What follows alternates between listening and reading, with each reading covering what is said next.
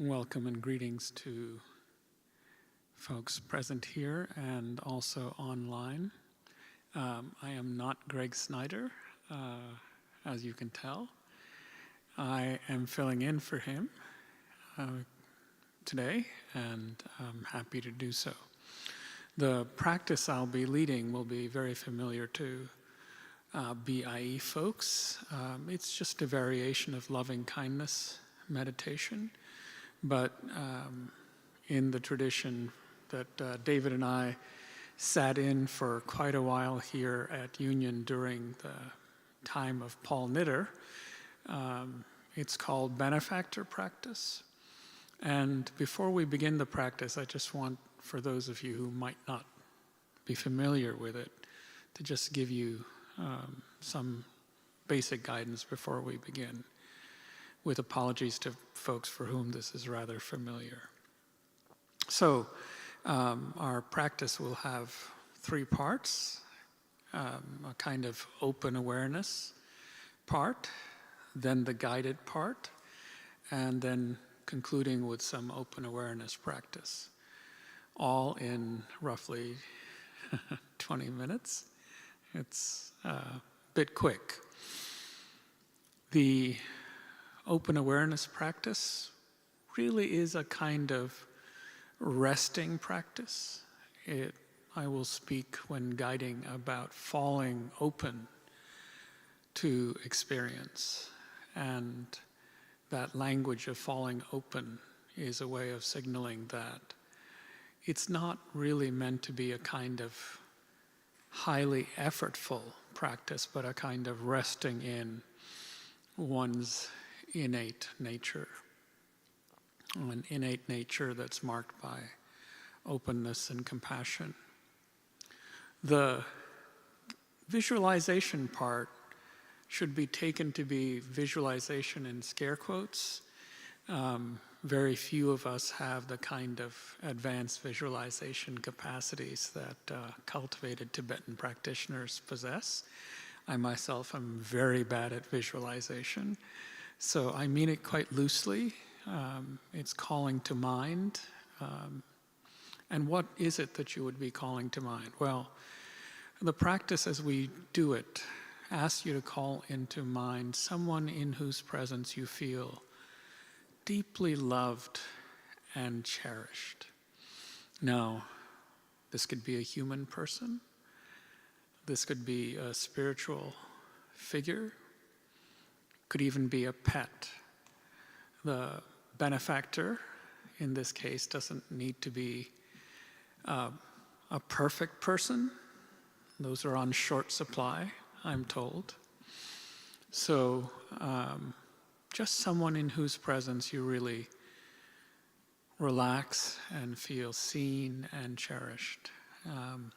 If you can call up to mind a particular moment in which this happened, that's even more powerful, because the concentrated memory of that person in that moment, well, it's just wonderful. So in my practice, I remember my daughter and the way she says "Papa" to me. It just absolutely melts me and moves me into a space of undefended openness, a kind of open-hearted spaciousness. So that's the kind of person you want to, for you to call in mind. And of course, for many of us, it is a beloved pet, so it might not be a person. Anything else? Clear enough? All right. Yes, a non-human person, right. Correct. Having taught about animals, my error is duly noted and corrected.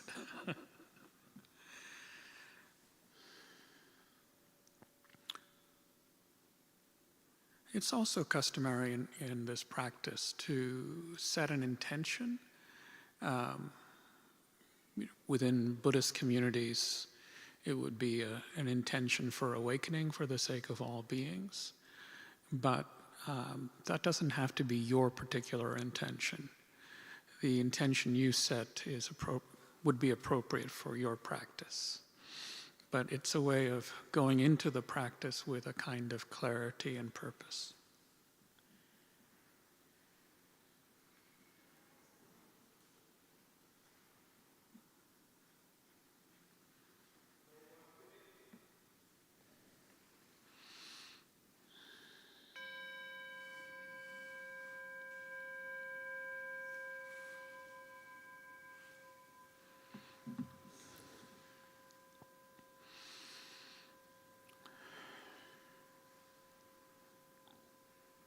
So let's begin by taking several full breaths all the way into the belly. And if you feel comfortable exhaling through the mouth and even making an audible sound, this is really to let the shoulders drop away from your head and neck and relax into being here.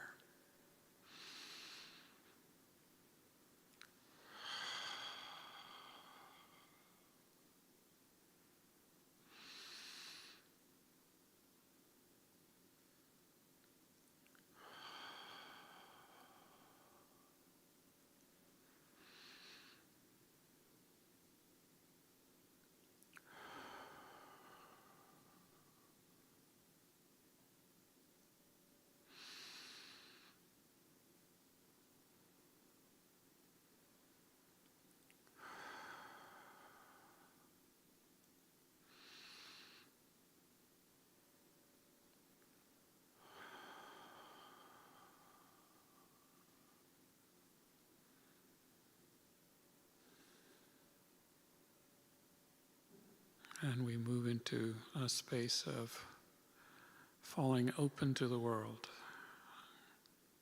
kind of undefended openness.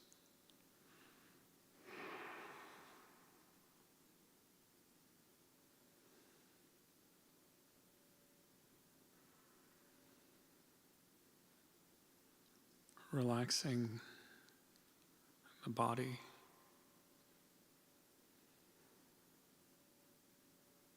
Knowing yourself as you do, you check in with those places in the body where you tend to store anxiety or tension. And you invite ease.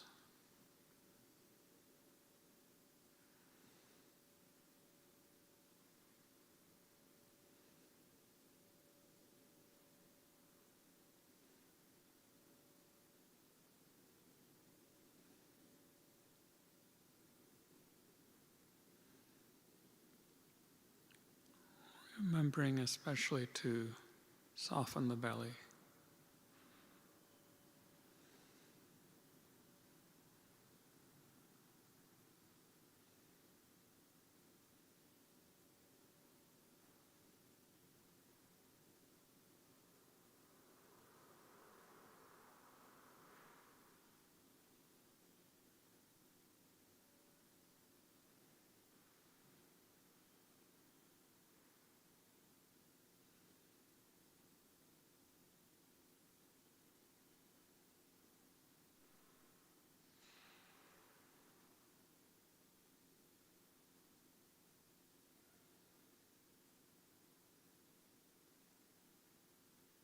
Inviting your breath to be as unconstrained and open and full as it's possible for you to be in this moment.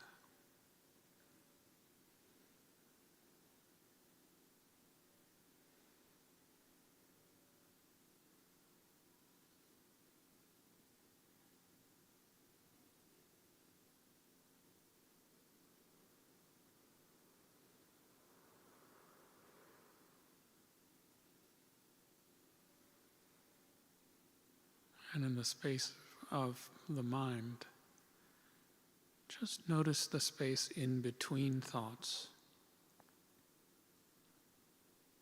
and rest in that space.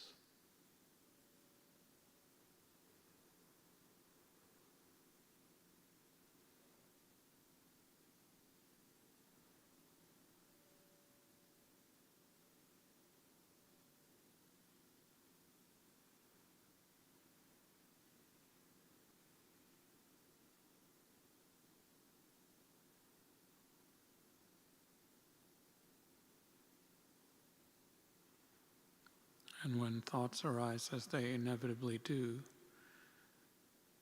just let them pass, like clouds passing in the spaciousness, sky-like mind.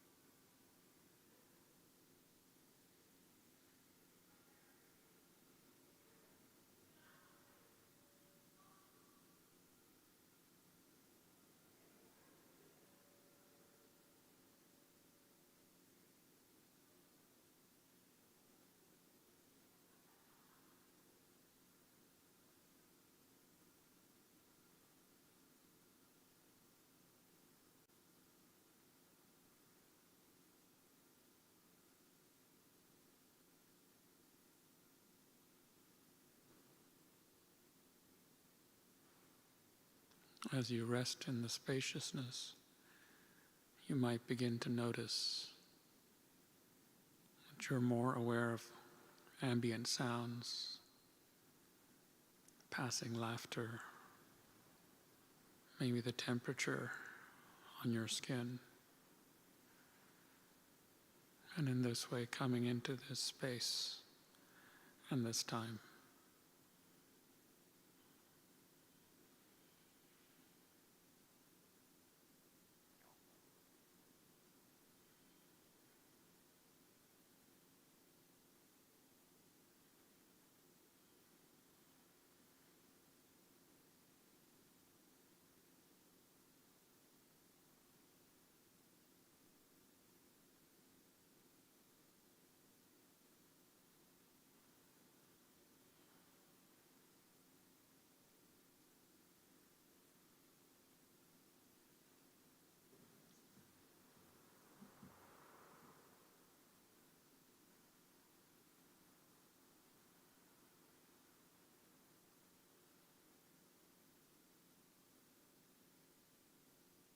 Nothing to do here.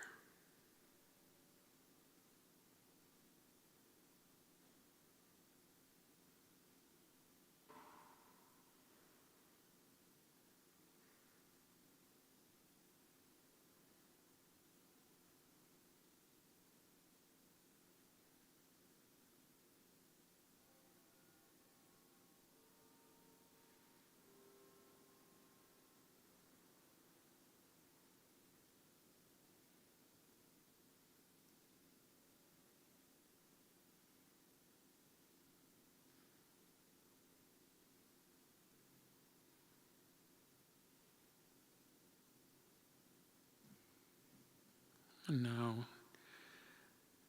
as we move into the visualization part of the practice, you're welcome to close your eyes and call to mind that benefactor or cherished person in whose presence you feel seen, cherished, loved. And imagine this person here before you. And your only task is to receive the care that this being is extending to you.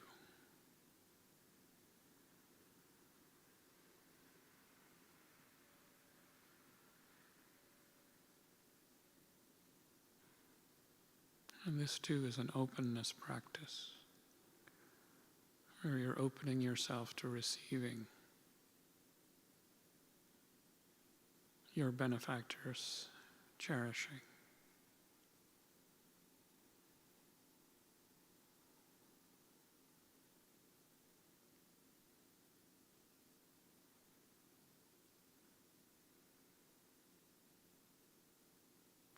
You're welcome to imagine their care as a warm radiance extending from them into your very center, into your very heart.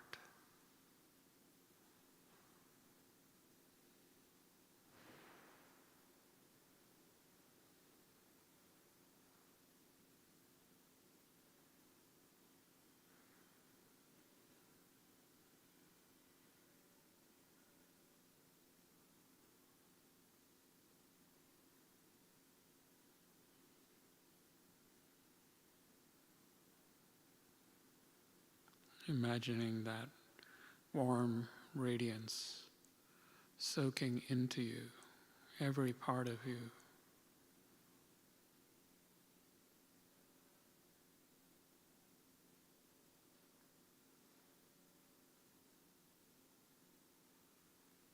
Bone deep, marrow deep.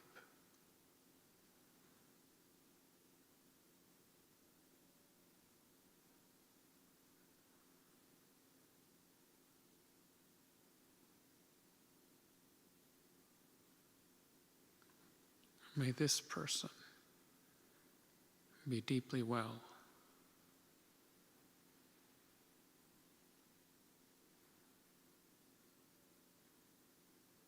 deeply free,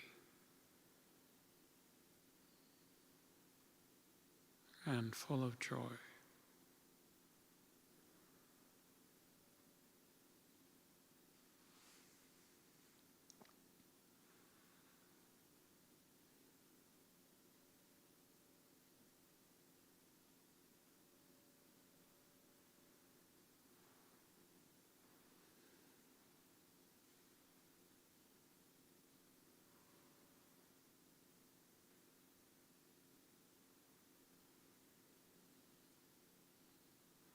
Simply receive.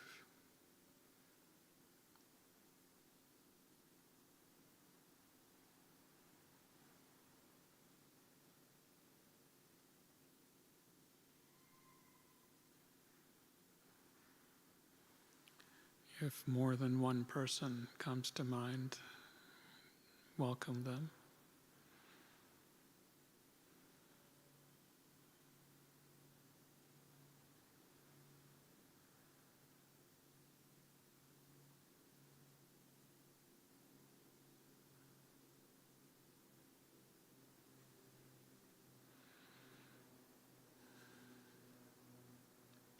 And ease into the receiving.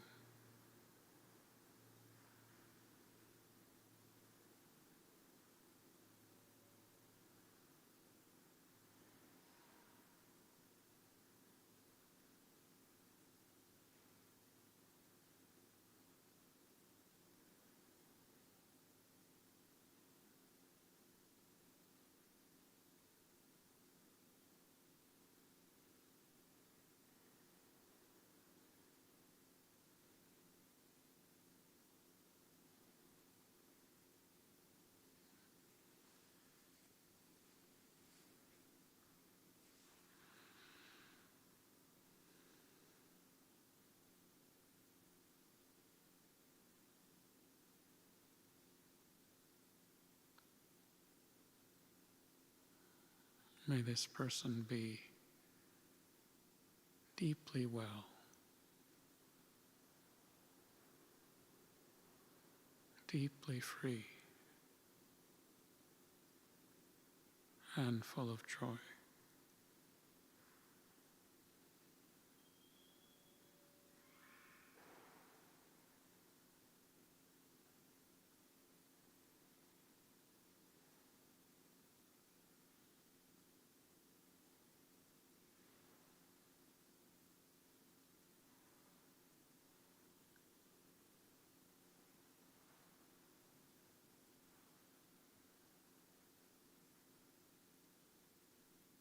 It is customary in this practice to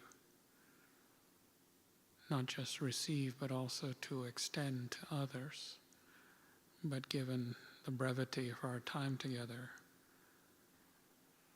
there is absolutely no harm in just dwelling in spacious, open-hearted receiving.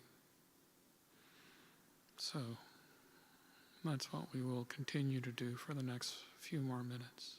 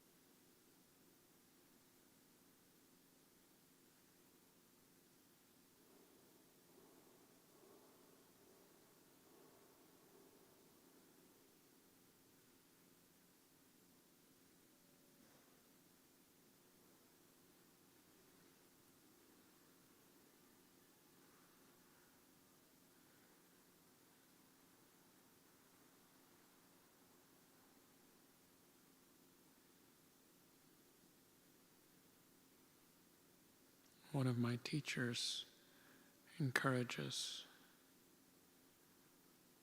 this receiving practice as like a dog or a pet cat lying in bright beams of sunlight and being bathed.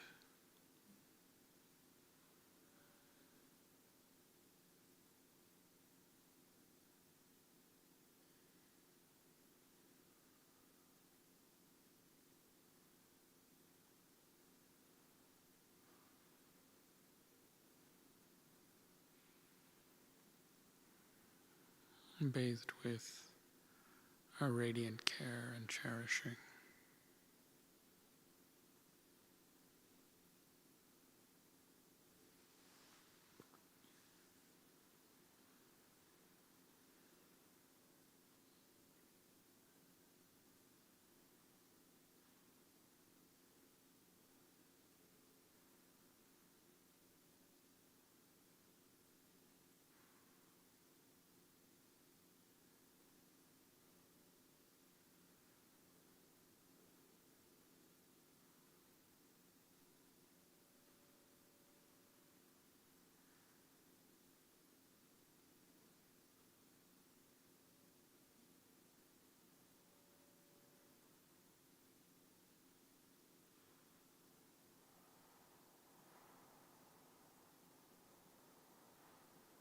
If you find yourself wandering away, just come back to that moment of care, that person, and fall back into the receiving.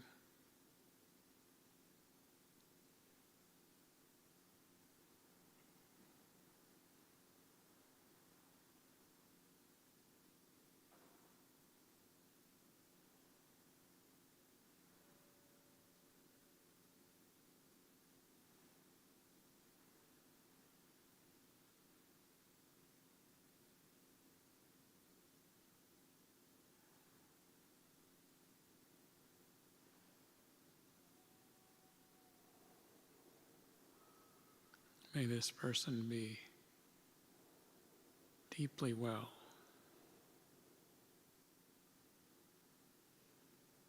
deeply free and full of joy.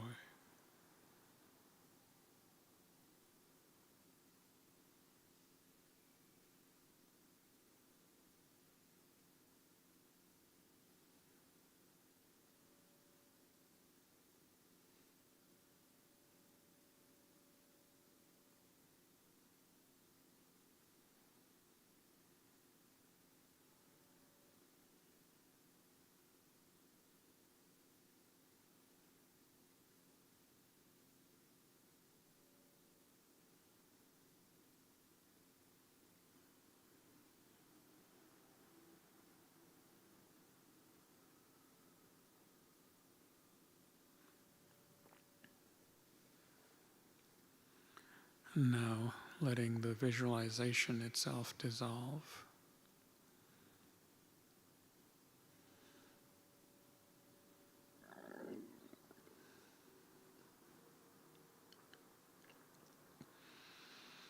And coming back into open awareness.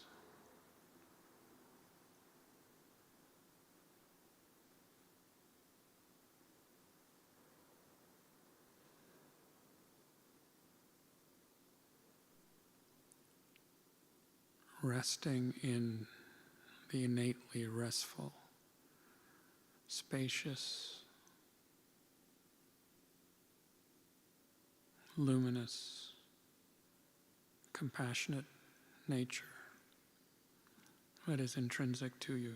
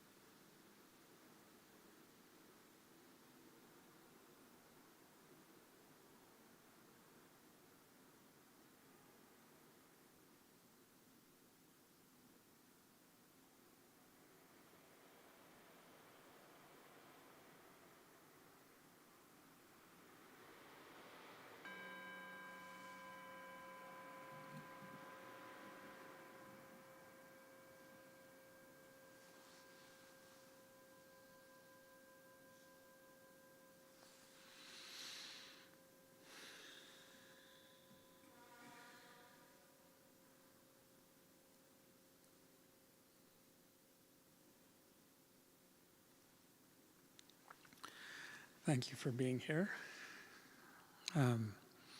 It's customary in most practice streams to think about dedicating the merit of our practice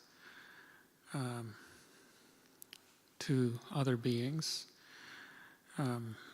perhaps calling into mind particularly those caught in acute suffering of conflict, war, starvation.